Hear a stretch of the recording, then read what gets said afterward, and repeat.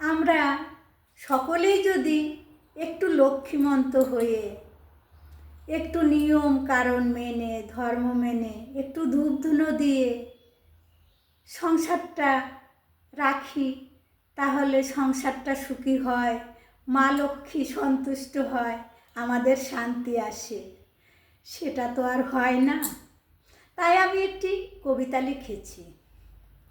মা লক্ষ্মী মা, মা লক্ষ্মী মা, তুমি একা একা এসো না মা, দুর্গা মায়ের সঙ্গে এসো।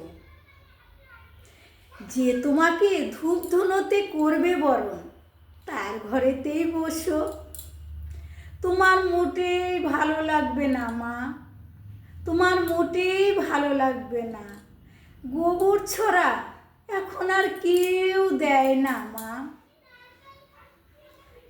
প্রভাত কালে কেউ ওঠে না, বউরা থাকে শুয়ে, স্বামীরা দেয় উঠোন ঝাড়, থালা বাসন মাজে। বউরা উঠে বিরাস হাতে দন্ত মাজে। চায় না ওরা নিয়ম কারণ মা, চায় না ওরা নিয়ম কারণ, শ্বশুর শাশুড়ি শাসন বারণ। সুইচ টিপে আছে বসে, স্বামীকে রেখেছে পাশে। সুইচ টিপে আছে বসে, স্বামীকে রেখেছে পাশে। স্বার্থটাকে ছিনিয়ে নিয়েছে,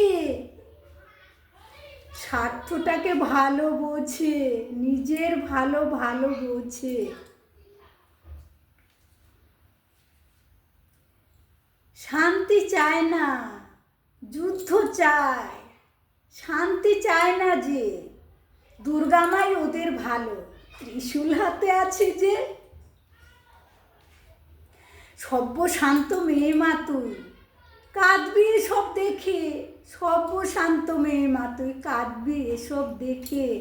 তোর অংশে আছে যারা, খুবই কষ্টে আছে তারা মা, তোর অংশে আছে যারা, খুবই কষ্টে আছে তারা।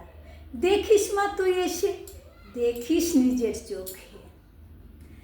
চুরি ছিনতাই ধর্ষণ আর ডাকাতি, চুরি ছিনতাই আর ডাকাতি, খুন ধর্ষণ, ছলনা আর কটূক্তি।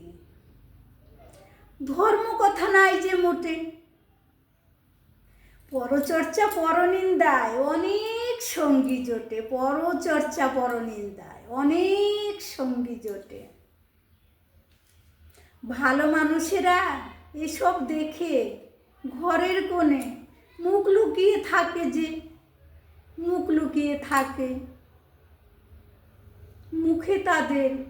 মুখে তাদের কোনো জবাব নাই যে তাদের।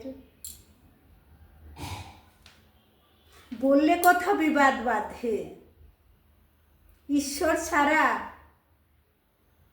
নাই যে পাশে কেউ তাদের।